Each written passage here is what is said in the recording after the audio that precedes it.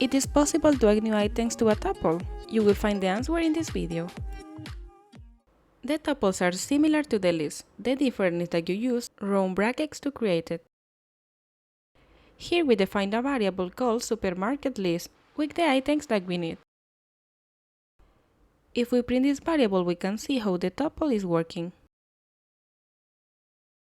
But what happens if we want to add an item to a tuple? Is this possible? The answer is yes. The tuples are immutable, but you can do it. But we cannot do it using the same functions that in a list. The way to do it is a little more complex because you need more details in your code. If you run this code, you will get an error because this is a list function.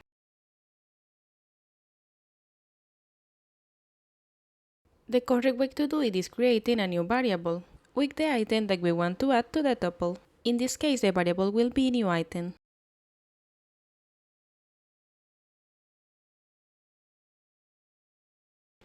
We will use the plus operator to add the new item, and you need to add a comma at the end.